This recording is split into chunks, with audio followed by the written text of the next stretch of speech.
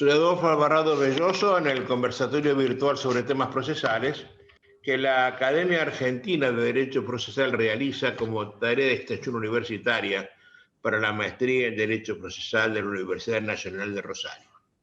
Nuestro invitado de hoy es egresado de esa universidad y durante muchos años profesor en ella. Pero tengo hoy la suerte de poder decir que nuestro invitado, que es ministro del Superior Tribunal de Justicia de La Rioja, presidente de la Convención Constituyente de La Rioja, antiguo profesor de Derecho de Teoría del Estado y de Filosofía del Derecho en la Universidad Nacional de La Rioja y en la Universidad Nacional de Rosario. Durante sus años de exilio, que le impusieron los años de la vida, estuvo también dando la misma materia en la Universidad del Valle de México, en el Instituto Federal de México y en la Universidad Autónoma del Estado de México, que está en la ciudad de Toluca. Pero tengo algo más para decir de Domingo Turián. En el año de 1971, es decir, exactos 50 años atrás, Turián fue alumno mío. Era un alumno de Derecho Procesal, había venido de La Rioja a estudiar a Rosario, y fue un alumno que se distinguió con el solo hecho de hacer presencia y un día sorprenderme al final de una clase dándome un trabajo que él había realizado sobre los temas acerca de los cuales yo estaba haciendo la explicación ese día. Yo tenía en ese momento, estaba muy interesado en enseñar la asignatura según las líneas doctrinales de mi querido e inolvidable amigo Hernando Divis Echandía. Y estábamos hablando de la legitimación de causa y de los presupuestos procesales. Y un día mi alumno, Domingo Carlos Turián, jovencísimo Domingo Carlos Turián, me trae un trabajo escrito por él, que lo llamó Funciones e interrelaciones de la legitimación de causa en el interés para obrar en la teoría de los presupuestos procesales.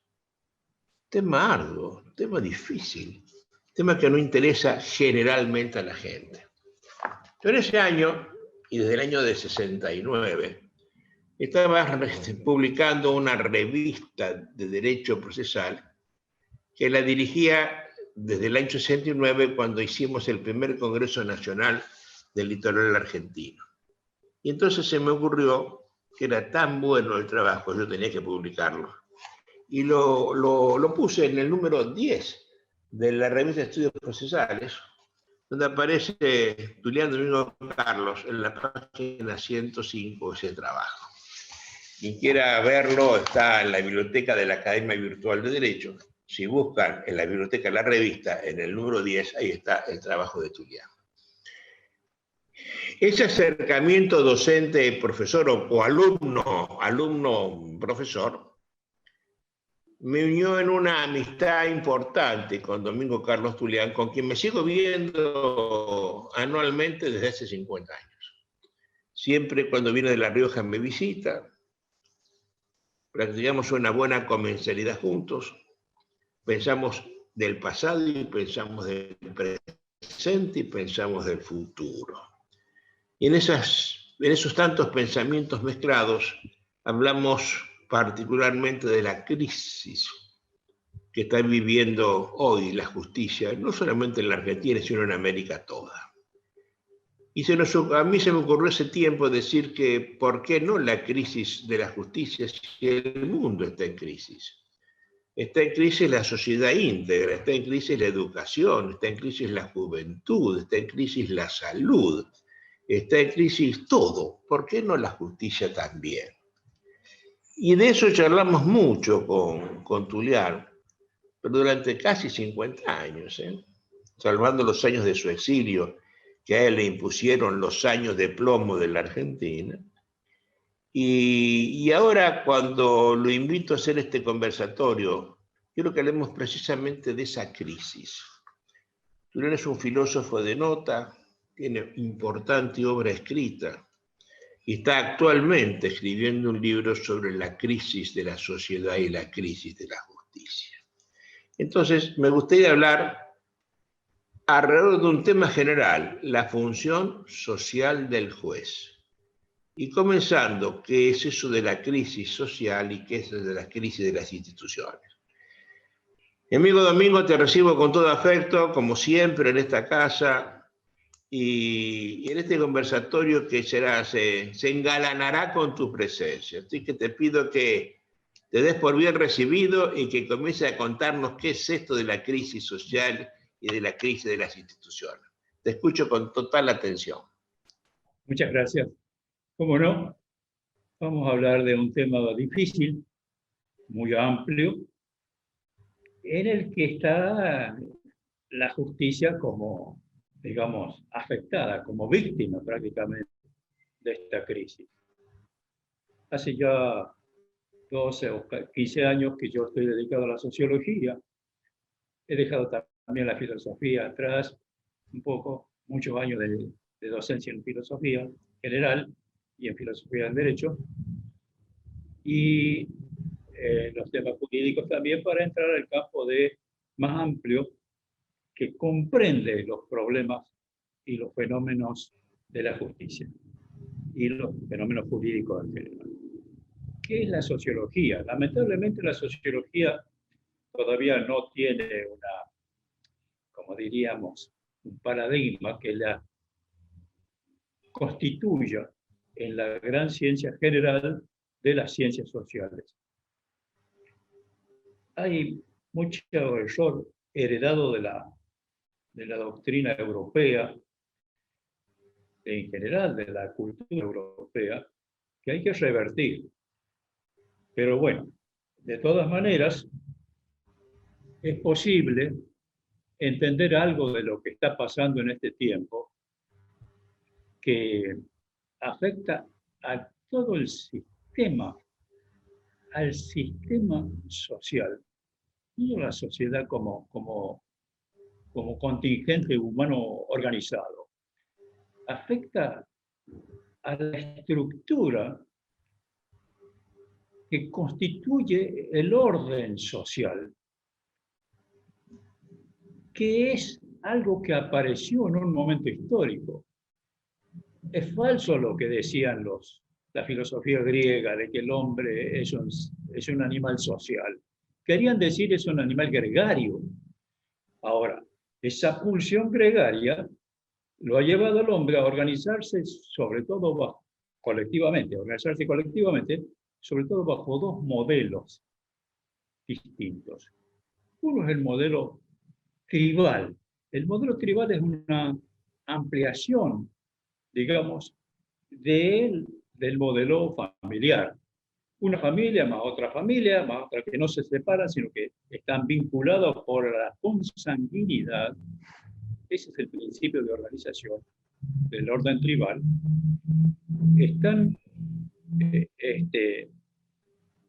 Van formando un conglomerado mayor de clanes que están emparentados, y después tampoco se dividen las tribus porque la tendencia favorable al desarrollo humano es la agrupación de cada vez de mayor cantidad de gente. Cuando la tribu tuvo una capacidad limitada de contener a un conglomerado humano.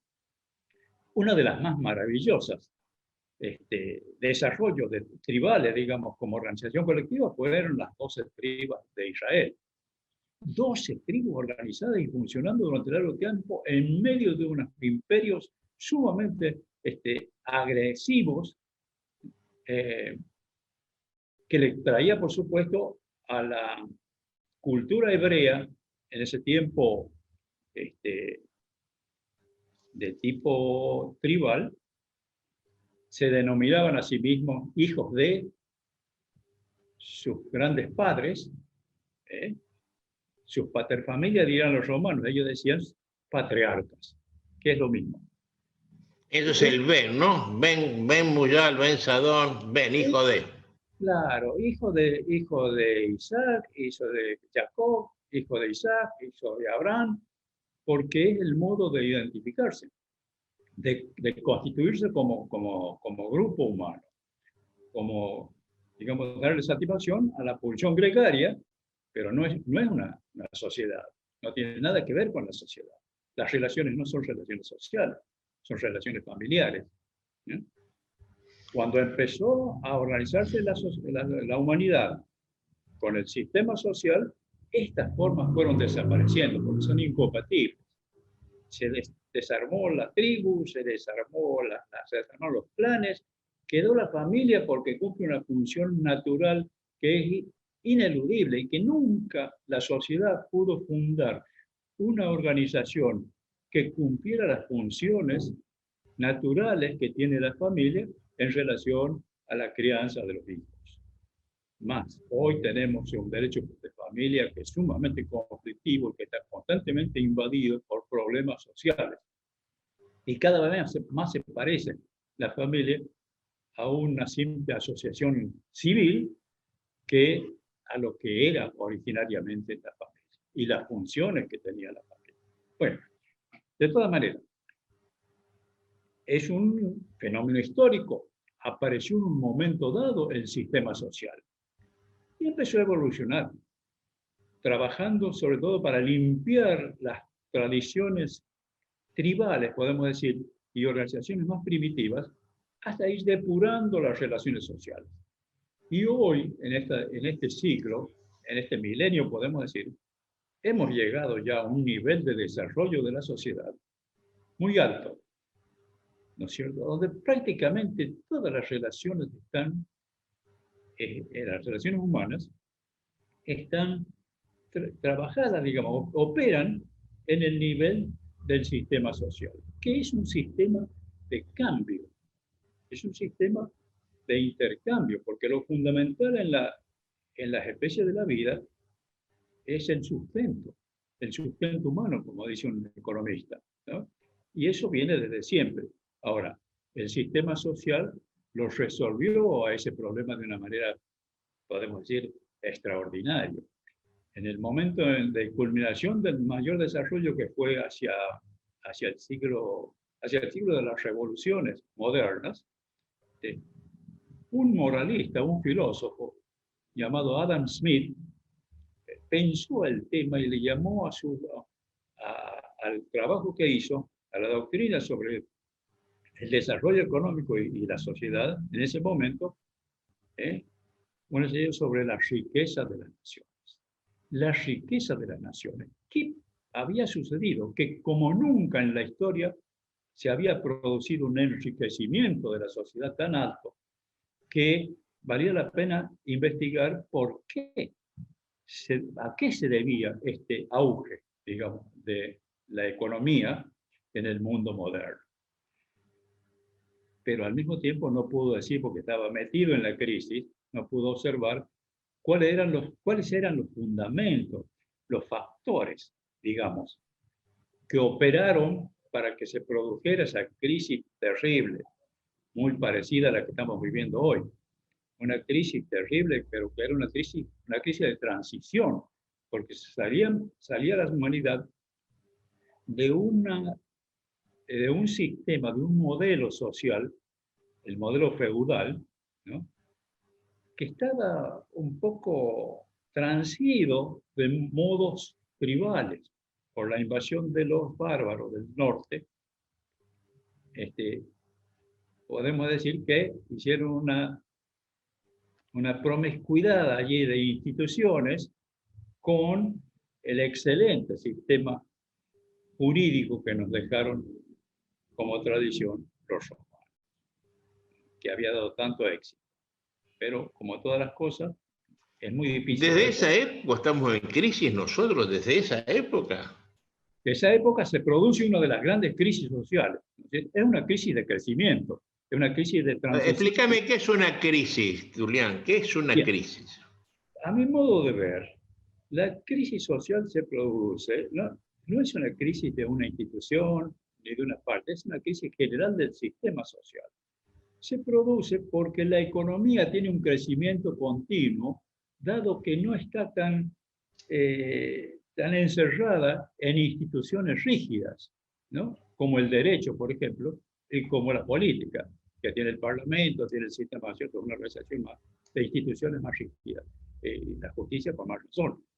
Pero la economía no, la economía crece, tiene una dinámica continua que va creciendo, creciendo. Claro que también tiene un sistema de organizaciones, que ya lo vamos a ver.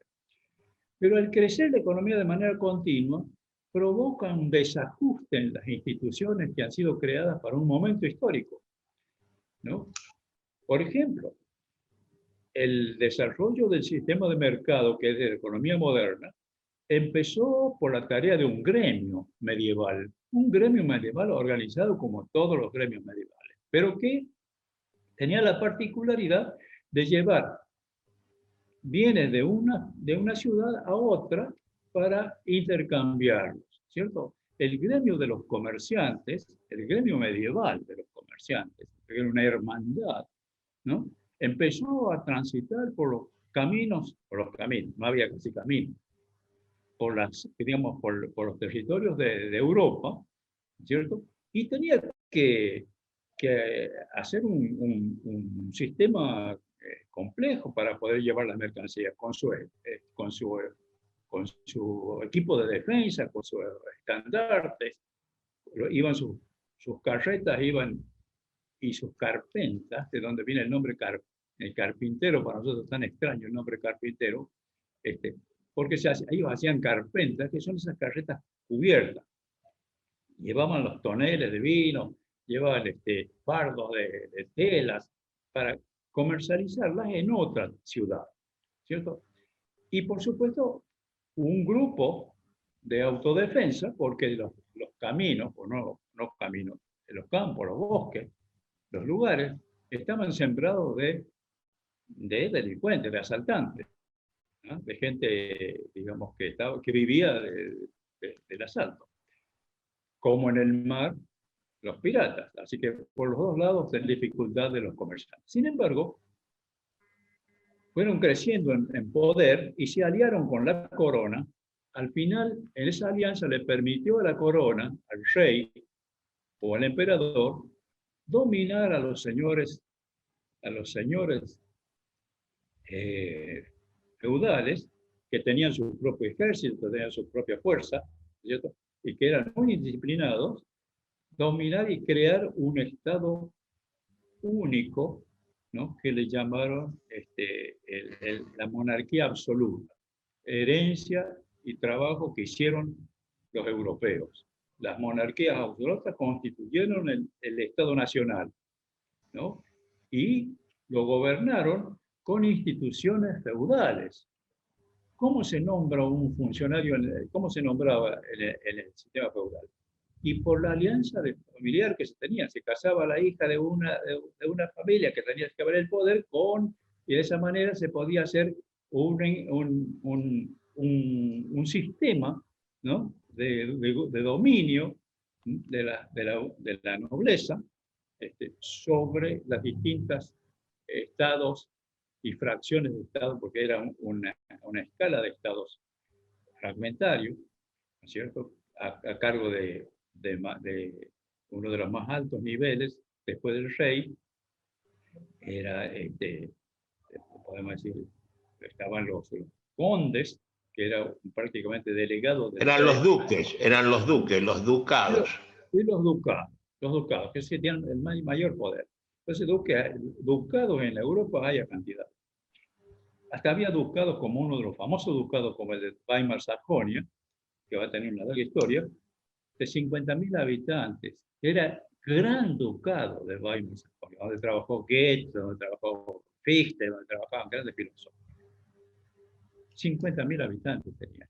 Y Weimar, que fue después una ciudad muy, muy famosa, tenía unos 10.000 habitantes a lo sumo, en esa época.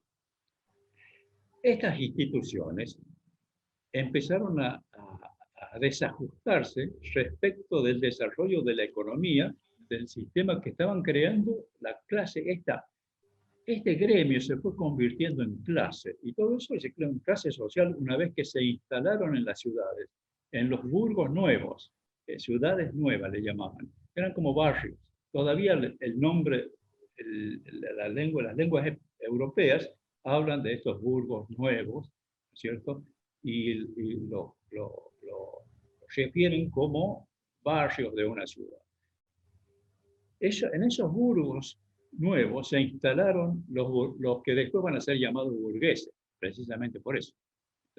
Pero ya se van convirtiendo en una clase que empieza a disputar el poder político a los condes y a los obispos que gobernaban las ciudades.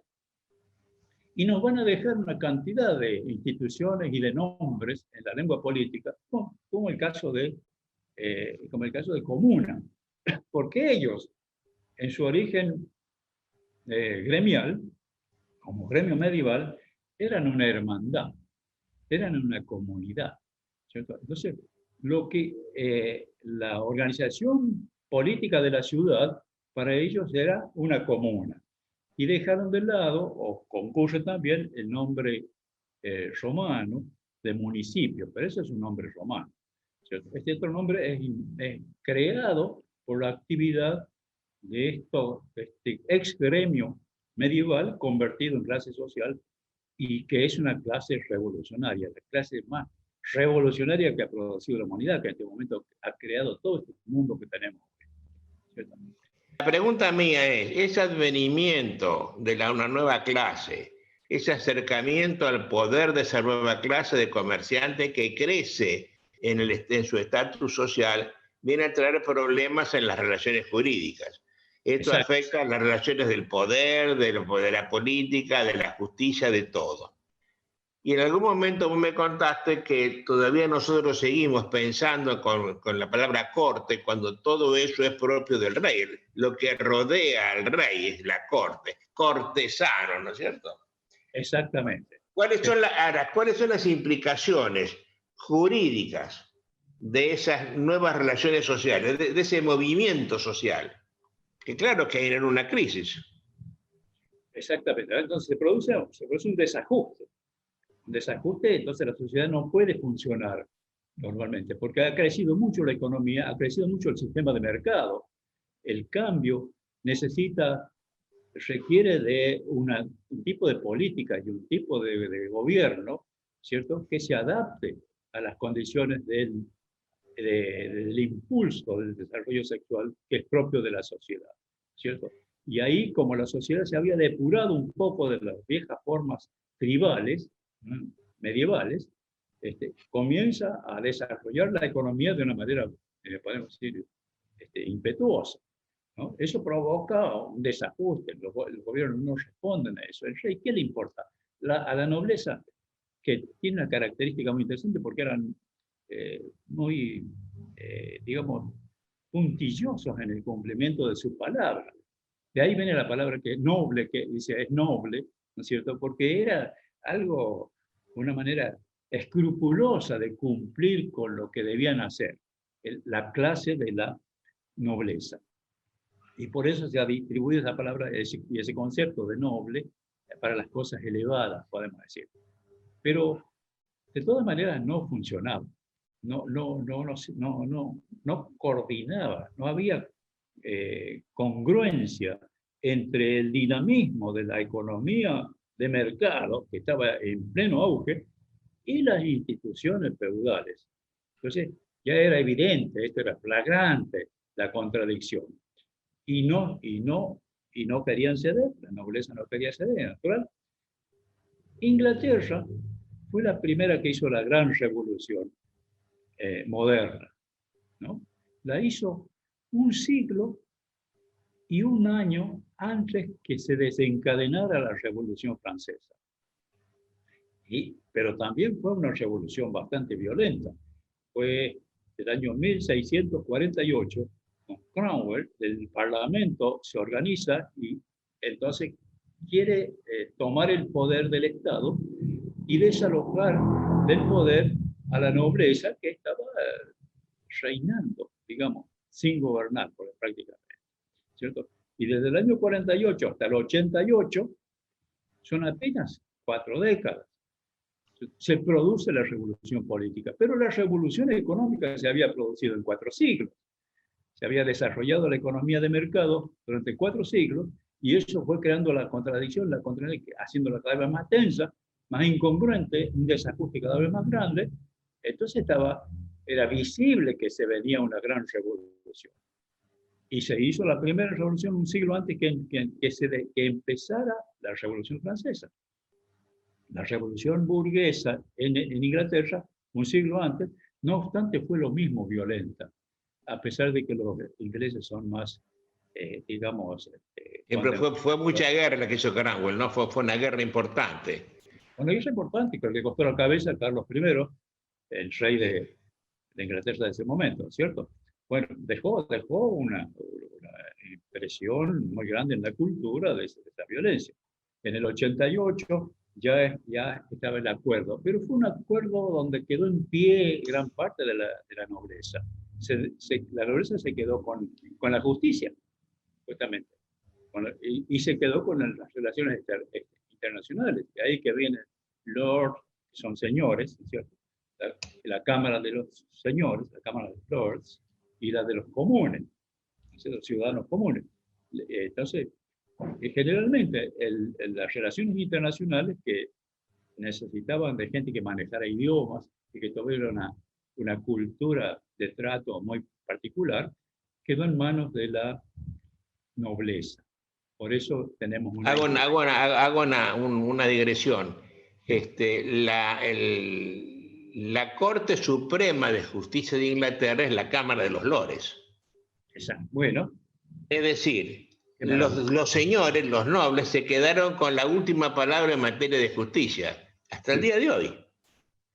Sí, exactamente. Pero fueron adaptándose a un criterio más republicano, más más moderno, porque tienen esa capacidad de adaptarse, digamos. Pero allí está, digamos, la raíz de la transición que hicieron los europeos. No podían desprenderse de todo, absolutamente, de toda la tradición y la cultura feudal. Pero consiguieron organizar un Estado moderno y, por supuesto, eso permitió un desarrollo económico, el desarrollo de la sociedad y de la economía ya sin trabas, ¿cierto? Y la historia lo podemos ver, sabemos que los países europeos tuvieron un auge impresionante del desarrollo económico, que es el desarrollo de la sociedad en su conjunto. Oye, sobre todo en Inglaterra de nuevo, en la revolución económica, en la revolución industrial, que va a venir 100 años después. Se pusieron al frente y por eso no solo fue una revolución mercantil, no fue una revolución comercial, podemos decir, de cambio de mercado. Fue una revolución que eso permitió la industrialización y la primera revolución industrial moderna se va a dar justamente en este proceso de la sociedad nacional inglesa, ¿cierto? Y porque se ponen a la vanguardia. Entonces, es el país que colonizó América, la parte norte de América, de manera que llevó todo lo más moderno de la organización social, lo llevó allá.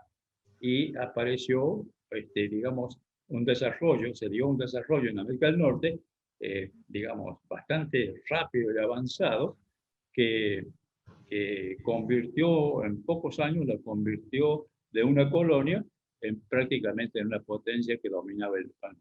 En la Primera Guerra Mundial ya Estados Unidos pasó, digamos, a tener una cierta hegemonía, una clara hegemonía en el orden mundial. Oye, todo eso cambió la lógica del mercado y la lógica de la justicia conmutativa. Exactamente. Primero, la afirmó, porque la justicia, ya entramos al tema de la justicia propiamente, ¿cierto? ¿Cómo es la justicia conmutativa? ¿Qué significa justicia conmutativa? ¿De dónde viene esa palabra? ¿Qué significa? A ver, explícame qué es la justicia distributiva y qué es la conmutativa.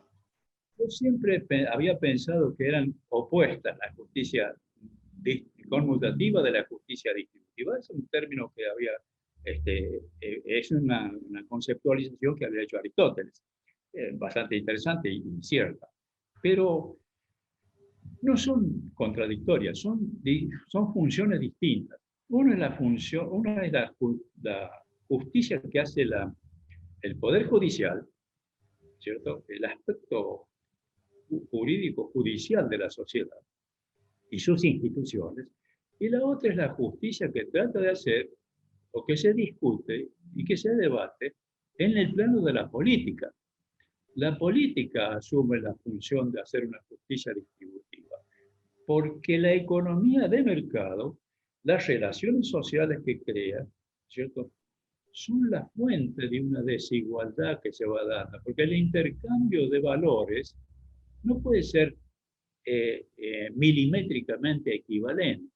No puede ser, porque nosotros tenemos un mundo macroscópico, aproximadamente, es decir, no necesitamos un cálculo eh, eh, eh, diferencial y un cálculo integral de las matemáticas para saber si la prestación y la contraprestación tienen una equivalencia, ¿cierto? Nos basta con que haya una relativa macroscópica. Una razonable equivalencia. Razonable es para nosotros lo que es macroscópico, lo que es de nuestro mundo, según lo que percibimos con los sentidos, ¿no es cierto? No percibimos los microbios, no percibimos los átomos, no percibimos las moléculas. Las sentimos cuando hierve el agua y se empiezan a descomponer, que golpean las moléculas contra la pava, por ejemplo, ¿cierto? Entonces, sabemos qué está pasando. Hoy sabemos qué está pasando porque la ciencia avanzó en este aspecto, pero no las podemos percibir. Pero sí nos interesa lo que sí percibimos, lo que nos viene por los sentidos. Entonces, este es el mundo macroscópico de la cotidianidad, podemos decir, ¿cierto? Y en eso, ahí tenemos que necesitamos conocer en esa escala, en la escala de lo cotidiano, conocer los fenómenos para poderlos manejar y dominar. A ver, para hacer una distinción que quede claro para quien nos está oyendo. Justicia distributiva hace el poder político, hace la legislatura, hace el poder ejecutivo, viendo cómo administra los bienes comunes, a dónde dirige el dinero de la seguridad, el dinero de la salud y de la educación. Eso no lo pueden hacer los jueces. Los jueces simplemente hacen lo que hace uno contra el otro. Y esa justicia, eso que ha sido siempre parte de la secular prudencia de los jueces. La ley de partidas hablaba de la secular mansedumbre de los jueces.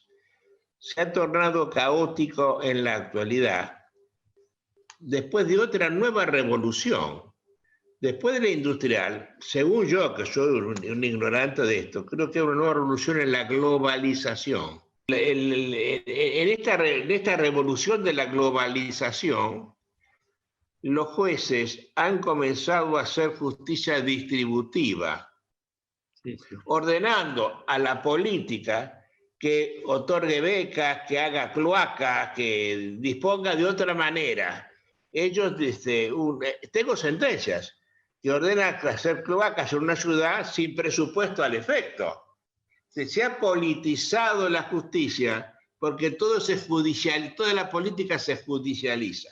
Y en esto hemos empezado una nueva crisis propia de la justicia, que es que los jueces hacen justicia distributiva sin poder hacerlo, porque no manejan ni legitimidad política, porque no son elegidos por el pueblo, ni manejan presupuesto, y sin embargo lo están haciendo. Y eso trae un problema muy grave en la actualidad. Nosotros lo criticamos porque esto es propio de lo que en la jerga procesal se llama activismo judicial. Son los jueces que se meten a organizar la vida de los demás, ¿no? Correcto. Se ve en la justicia, se ve desde la justicia este tema, que es una constatación de lo que se ve, de lo que produce la crisis en otros campos también, ¿cierto? Pero exactamente esto es lo que sucede en la justicia, ¿no es cierto? Los jueces han dejado de hacer justicia distributiva, conmutativa, y han comenzado a hacer la justicia política, la justicia que se discute, que tiene que discutirse, ¿no es cierto? Y que establece acciones entre sujetos de derecho que son colectivos, ¿cierto? Son sectores y clases sociales que discuten la distribución de la riqueza social. ¿Cómo va a ir para un lado o para otro? ¿Cómo se va a canalizar? Eso se hacía antes, hacía la justicia, el tema de la justicia política, de la justicia distributiva. Y los jueces tenían que limitarse a hacer una justicia del cambio, la justicia de mercado, de lo que se ha establecido, de lo que se ha constituido como relación judicial, como relación jurídica, ¿no? Que es más, podemos decir, un sistema más cerrado.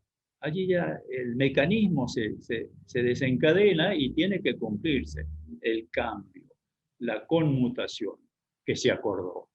Entonces, los jueces se encargan de la justicia, se encargaban, digamos, en el Estado republicano tradicional, se encargaban de hacer esta justicia del cambio. Si se establecía una relación jurídica que vincula, el vínculo iure, vincula a dos o más sujetos jurídicos que tienen por objeto prestaciones mutuas, y el objeto de las prestaciones son bienes y servicios, es decir, está la economía detrás, ¿no? Entonces esa justicia es la que está a cargo de la justicia como órgano del Estado. Y eso es justicia conmutativa. Esa es justicia conmutativa. Sí, señor. Bueno, párame ahí. En las últimas constituciones se está hablando de que se generan estados sociales de derecho. Y esos estados sociales hacen que los jueces se sientan también unos superfetaciones de jueces y ahora hagan ellos justicia distributiva. Con lo que me parece que, creyendo ellos que es una función social, están rompiendo la idea del pacta sunt servanda. ¿Es verdad esto o no? Así es. No solamente lo están rompiendo, no lo cumplen, no se atienen a un principio fundamental, ¿cierto? Que era la función social del juez. ¿Cómo servía a la sociedad la justicia que hacen los jueces? En asegurar, en promover, en asegurar que el cambio, la conmutación se realice. No le interesa tanto la justicia de las prestaciones y contraprestaciones. No la observa, no la analiza. No ningún juez va a decir, bueno, a ver, me parece que aquí a esta parte le han fijado un valor más bajo que el de la contraparte. Eso no lo ve, ¿cierto? Lo que le interesa al juez es saber si se cumple o no se cumple la conmutación que ha sido establecida.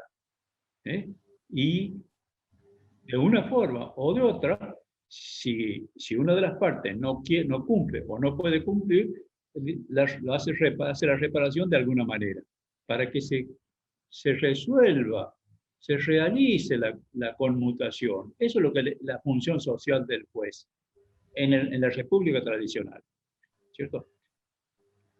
Garantizar el cumplimiento, la realización de la conmutación, tal cual como ha sido establecida. Por supuesto que tiene también un control de que no haya un aprovechamiento, digamos así, ¿cierto? De un estado de indefensión de una de las partes. Pero eso no es lo fundamental. Lo fundamental es que se realice la conmutación. Así que esa es la justicia del juez. Oye, al salir de ese esquema, los jueces han hecho otra nueva revolución, que es la revolución judicial, que nadie la está nombrando. El llamado activismo judicial, que va más allá de lo que la ley dice. El juez que ordena construcción de puentes, el juez que autoriza suicidios, el juez que ordena que se liguen trompas de falopio, el juez que ordena que se exhumen lo que no se exhume, que se queme lo que no se queme, cadáveres. Todo eso ha creado una mentalidad judicial en la cual, desgraciadamente, cada juez ve la ley como le conforme su moral. Y si le gusta a su moral, la aplica, y si no, no la aplica. O sea que yo estoy viendo una enorme confusión en la mente del juez entre su moral, que es propia de él, y la ley, que es de todos.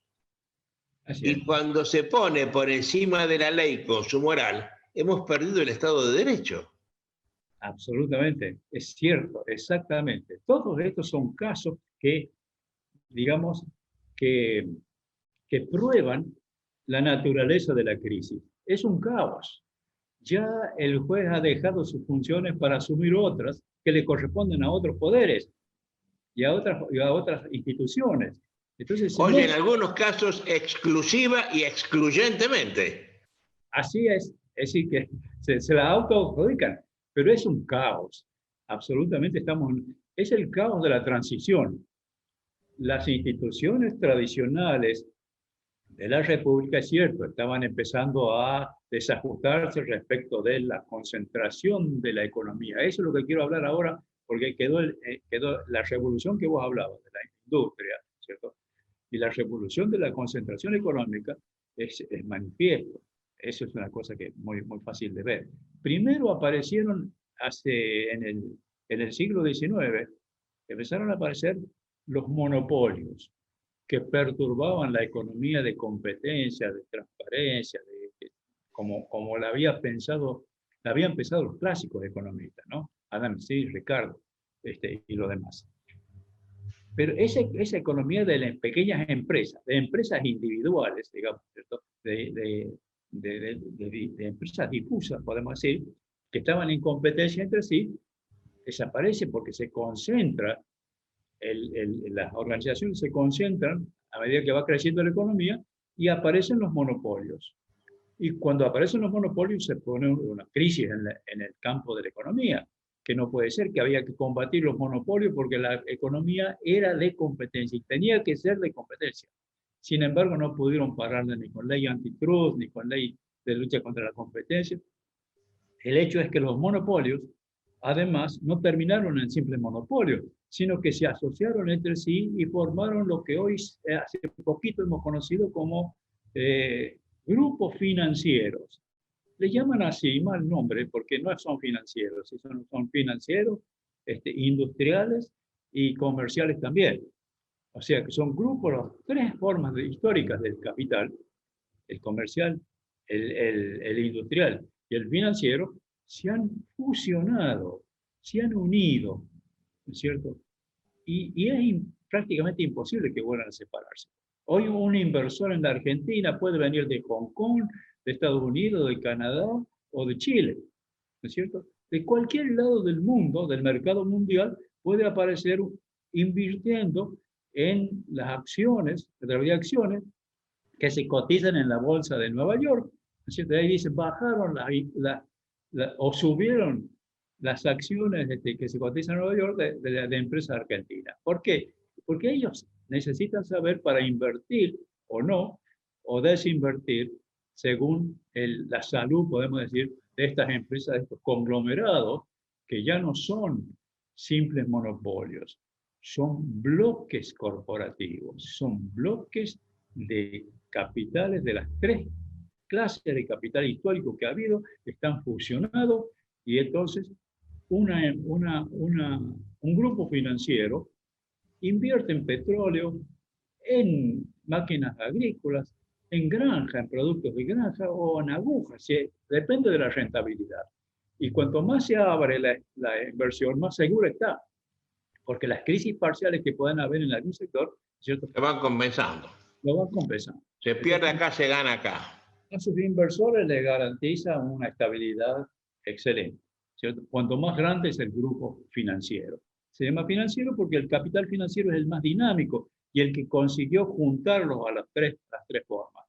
Ahora bien, el otro día, no sé en qué diario he visto, que hay 10, 12 empresas que controlan el 70% del mercado de la alimentación, porque tienen todos los ítems.